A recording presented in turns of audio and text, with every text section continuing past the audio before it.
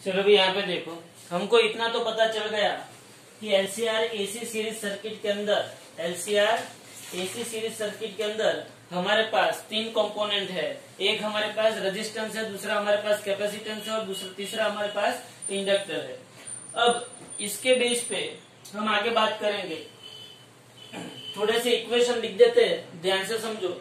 Equation में हमको क्या लिखना है वो देखो। पहला इक्वेशन तो हम क्या लिखेंगे, पहला तो आपको पता चलना चाहिए कि कैपेसिटिव रिएक्टेंस आपको पता होना चाहिए। XC इज इक्वल क्या होता है, 1/ωc। इंडक्टिव रिएक्टेंस आपको पता होना चाहिए, XL is equal to ωL। 1/ωc मतलब 1/2πfc और ωL मतलब क्या होता है, 2πfl होता है। तीसरा आपको इम्पीडेंस के बारे में पता होना चाहिए। Impedance Z is equal to square root of R² plus XC minus XL का स्क्वायर। ये आपके पास क्या आता है, इम्पीडेंस आता है। क्या आता है आपके पास, इम्पीडेंस। और इम्पीडेंस का इनवर्स ऑफ इम्पीडेंस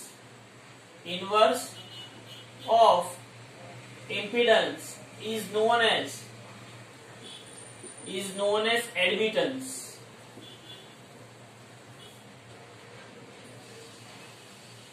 जैसे हमारे पास रेजिस्टेंस का इनवर्स क्या था, रेजिस्टिविटी का इनवर्स क्या था, कंडक्टिविटी था। वैसे यहाँ पे इम्पीडेंस का इनवर्स क्या है, एडमिटेंस है।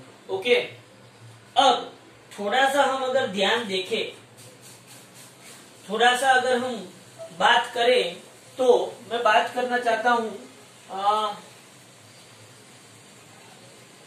थोड़े से न्यूमेरिकल, छोटे न्यूमेरिकल तो समझने हैं, साथ में हमको पावर भी समझना है। साथ में हमको क्या समझना है, पावर भी समझना है। तो एक बात आप समझ लो कि मैं आपको थोड़ा सा रफ आइडिया देता हूं कि power in AC circuit, power in AC LCR series connection, power की बात होती है। किसकी बात होती है, power. Series connection, AC LCR series connection के अंदर हम पावर कैसे लेंगे। तो चलो, पावर का अगर इक्वेशन आपको डिराइव करना है, एलसीआर एसी सीरीज के अंदर आपको पावर का इक्वेशन डिराइव करना है, तो आपको थोड़ी सी बात वोल्टेज पे लगानी पड़ेगी, करंट पे भी लगानी पड़ेगी। एसी वोल्टेज हमने क्या दिया है, V is equal to VM sin ωt। और करंट का इक्वेशन हमको क्या आया, याद करो।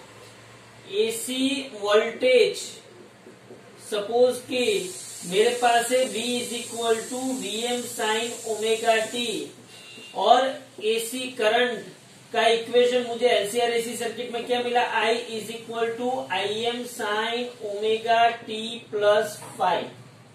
ये दो इक्वेशन है मेरे पास। अब पावर का अगर मुझे इक्वेशन ढूंढना है, तो पावर P इज इक्वल क्या होता है, V इंटू I।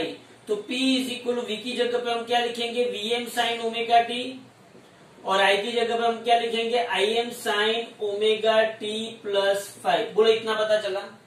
तो मैं यहाँ पे मैं ऐसा लिख सकता हूँ, P is equal to VM IM, यहाँ पे आएगा sin ωt और यहाँ पे आएगा sin ωt प्लस 5। बोलो, इतना पता चला कि नहीं। सोच लो, यहाँ पे IM क्या है वो भी आपको पता होना चाहिए और फाई क्या है वो भी आपको पता होना चाहिए। बोलो, फाई क्या था, याद करो। थोड़ा सा अगर पीछे जाते हैं तो IM इज इक्वल क्या था, हियर IM इज इक्वल क्या था, ये ऐसा यहाँ पे लिख दो। हियर IM इज इक्वल क्या था, IM is equal to where IM is equal to VM by Z।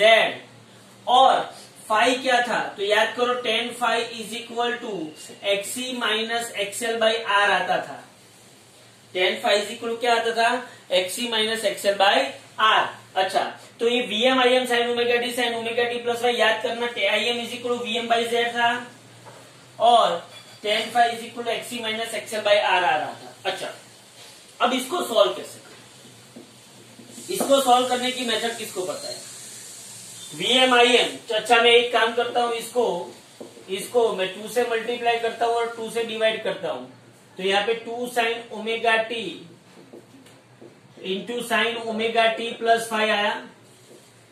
तो मैं यहाँ पे ऐसा लिख सकता हूं P is equal to Vm/√2 और यहाँ पे आएगा Im/√2। ये 2SS क्या होता है? बोलो चलो 2SS क्या होता है, जल्दी से बोलो 2SS क्या होता है? कोई बता पाएगा? जिसको मैं ऐसा लिखूं 2 sine omega T plus 5 into sine omega T, बोलो इसको सॉल्व कैसे करें?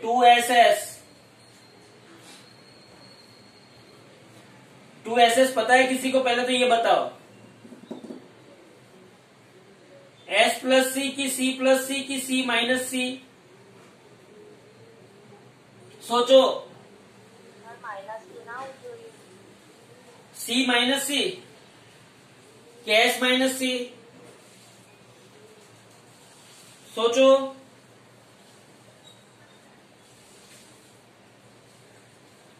पहले तो आप लोगों को इक्वेशन पता होना चाहिए। बोलो sine A plus sine B क्या होता है? या तो ऐसा लिखा हो मुझे, बोलो S प्लस S क्या होता है? S प्लस S फिर क्या आता था? S प्लस S क्या होता है लिखाओ? Sine A plus sine B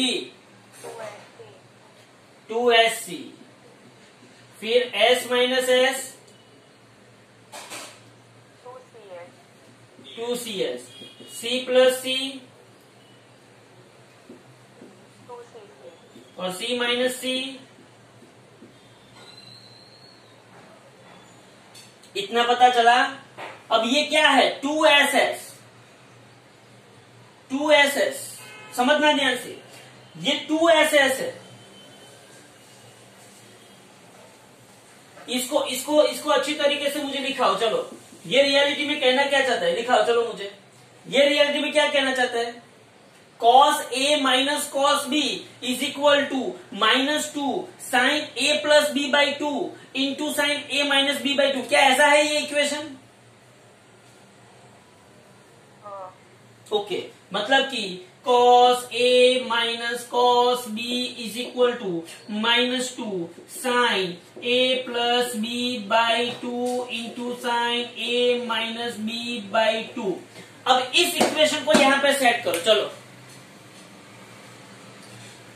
2 sine into sine, minus को चलो आप यहां पे भी ले आते हो तो ये क्या हो जाएगा? Minus cos A plus cos B हो जाएगा कि नहीं?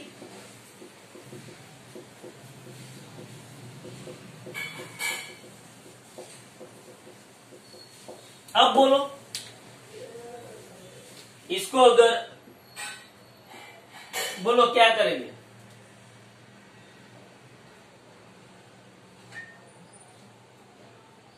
बोलो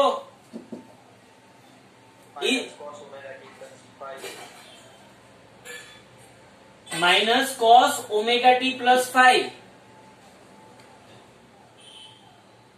सोच के बोलना, जो भी हो वो बहुत ही सोच के बोलना कि ये क्या, क्योंकि यहाँ पे a प्लस बी बाई 2 है, यहाँ पे a माइनस बी बाई 2 है और यहाँ पे सिर्फ a है।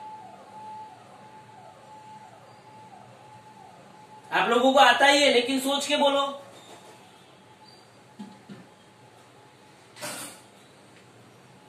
आप लोगों को डायरेक्ट इसके बाद आता ही है कि मैं कॉस एक बार ओमेगा टी प्लस 5 प्लस ओमेगा टी मतलब 2 ओमेगा टी प्लस 5 आएगा और एक बार omega T plus 5 minus omega T मतलब ओमेगा टी कट हो जाएगा और 5 रहेगा। बोलो आपको पता है कि नहीं? पता है ना, 2 ओमेगा टी प्लस 5 और एक बार 5। लेकिन कैसे, वो मुझे सोच के बताओ यहाँ पे। और इससे भी बड़ा इक्वेशन, क्या ये इक्वेशन यहां पे अप्लाई होगा? हाँ, क्या ये यहां पे अप्लाई हो सकता है या कोई और इक्वेशन हो सकता है? सोचो। 2SS, जिसको मैं ऐसा भी लिख सकता हूं 2 sine A plus B by 2 sine A। क्या ये ऐसा है? a+b/2 है ये? क्या ये a+b/2 है?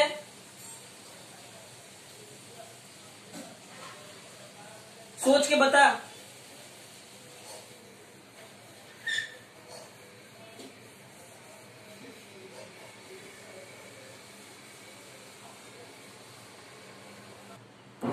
तो यहां पे आपके पास क्या होगा? देखो क्या होगा, कौन सा इक्वेशन हम लेंगे, ध्यान से देखो, बोलो कौन सा equation? cos x plus y minus cos x minus y is equal to 2 sine x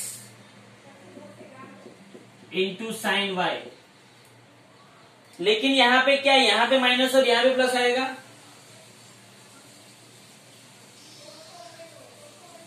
सोचो, यहां पे माइनस आएगा और यहां पे प्लस। ये इक्वेशन अगर आप अप्लाई करोगे तो सोच लो, ये आएगा v रमेश, ये आएगा i रमेश। फिर cos x माइनस वाई को अगर आप पहला लिखते हो तो x माइनस वाई मतलब ओमेगा, इसको x ले लो, इसको y ले लो, तो omega T plus five minus omega t. Clear? cos omega T plus five minus omega t, और यहां पे क्या आएगा? Minus cos x plus y minus cos 2 omega T plus five. बोलो इतना क्लियर हुआ कि नहीं हुआ?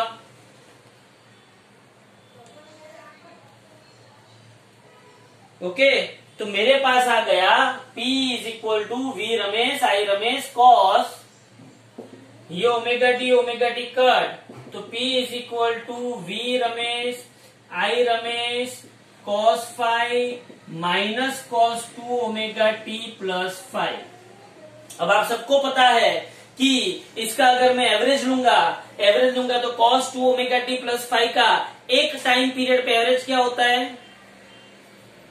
0। Cos 2 omega T plus five का एक साइकिल पे एवरेज क्या होता है? 0 होता है। क्या होता है? 0। तो बोलो या बट पी एवरेज अगर मैं लूंगा, पी एवरेज में लूंगा मतलब इसका क्या हुआ? एवरेज। इसका क्या हुआ? एवरेज। इसका एवरेज मतलब किसका एवरेज? वी रमेश का एवरेज, आई रमेश का एवरेज, यहाँ पे कॉस फाइव का एवरेज, और यहाँ पे cos 2 omega T plus five का एवरेज। ये स्टेप आपकी किताबों में नहीं होगा, लेकिन आपको यहाँ पे लिखना पड़ेगा P average is equal to V RMS तो खुद ही एवरेज वैल्यू है, आई रमेश खुद ही एवरेज वैल्यू है, कॉस फाइव का एवरेज मतलब टाइम पे उसका इंटीग्रेशन। लेकिन कॉस फाइव में कहीं पे भी टाइम की टर्म है? कॉस फाइव में कहीं पे भी टाइम की टर्म है? नहीं है, मतलब कॉस फाइव बाहर आ गया। कॉस फाइव बाहर, या तो ऐसा लिखो कि cos phi as it is, cos phi as it is है, और यहाँ पे इसका जो एवरेज होगा वो क्या हो जाएगा? 0 ओवर टाइम पीरियड टी। यहाँ पे आप लिख सकते हो। इसका किसी को प्रूफ चाहिए तो मुझे बोल देना। चाहिए किसी को इसका प्रूफ? किसी को प्रूफ चाहिए तो मुझे बोलना, मैं दे दूंगा। 1/t 0 to t cos 2 omega T plus phi is equal to 0 compulsory. तो यहाँ पे मेरे पास पावर का इक्वेशन आता है P is equal to V RMS I RMS cos phi, where cos phi is known as power factor. cos phi is known as power factor. Electrical engineering के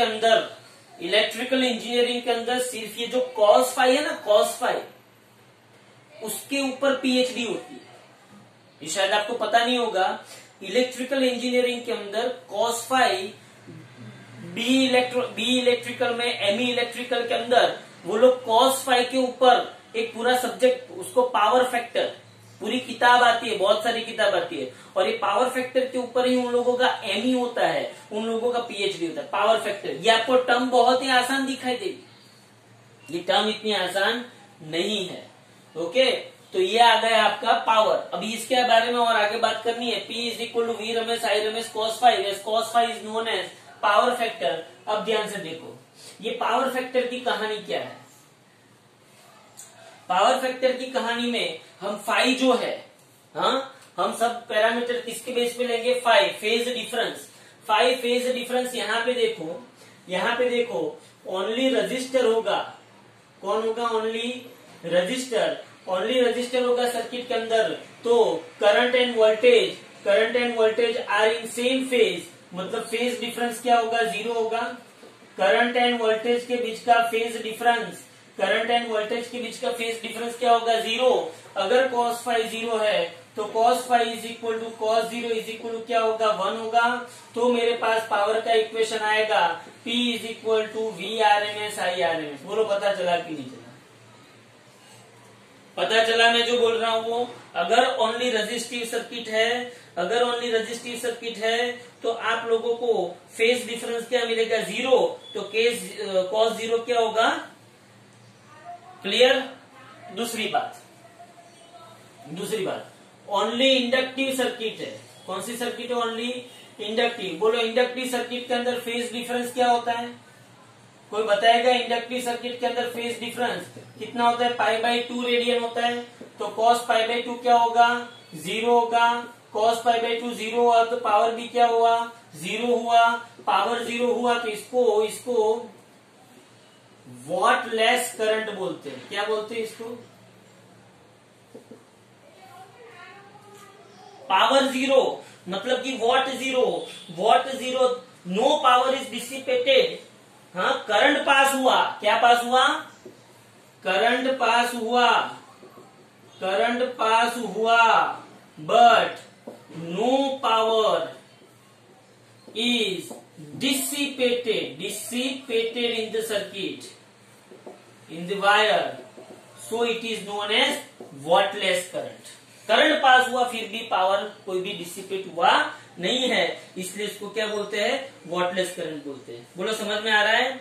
okay, ये मैंने inductive, pure capacity, only inductive, only capacitive में क्या होगा? यही होगा। Only capacitive में भी यही होगा, क्योंकि उसमें भी फेज डिफरेंस कितना आता है? -π/2, तो उसमें भी वही होगा। अब यहाँ पे मैं cos फाई का इक्वेशन लिखता हूँ, ध्यान से देखना। cos फाई का मैं इक्वेशन लिखता हूँ। पहले तो मुझे ये बताओ फाई है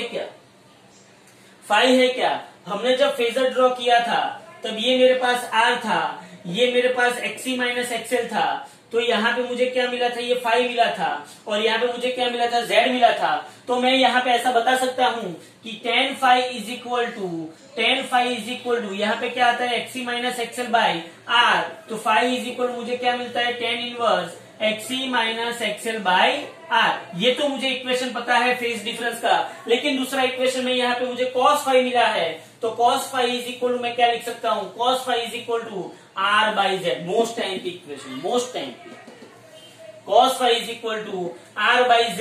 अब R अपन Z क्या होता है? R² प्लस XC - XL का स्क्वायर। Z क्या होता है? R upon √ R² plus XC - XL का स्क्वायर। अब सोच, यहाँ पे यही तीन चीजें मैं वापिस यहाँ पे लिख रहा हूं। चलो, ओनली रजिस्टिव होता तो ध्यान से देखना, यही चीजें मैं वापस लिखता हूँ। ओनली रजिस्टर होता तो क्या होता? ओनली रजिस्टर होता तो XC = XL = क्या हो जाता? 0 हो जाता। अगर XC = XL = 0 हो जाता तो ये इक्वेशन के अंदर क्या बच रहा? cos phi = R upon √R²। तो cos phi = R by R1। तो बोलो अपने आप वो उल्टा आ गया, फेज डिफरेंस 0 आ गया। बोलो आ गया?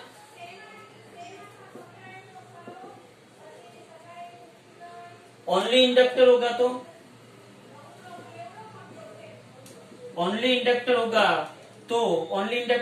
R = भी 0 होगा और XC = भी 0 होगा। तो बोलो cos फाई का इक्वेशन क्या आएगा?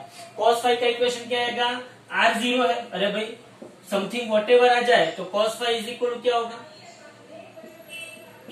cos फाई = 0 होगा तो फाई = क्या होगा? π/2 रेडियन। तो ओनली इंडक्टर या तो ओनली कैपेसिटर, दोनों में आपको यही चीज मिलेगी। बोलो पता चल रहा है? तो ये छोटी सी नॉर्मल सी बात है। Power factor cos phi = R upon √R² plus XL - XC का स्क्वायर। ये पावर फैक्टर का इक्वेशन है, आपको याद रखना है, बराबर है। और ये उसके केसेस है। Okay, thank you very much.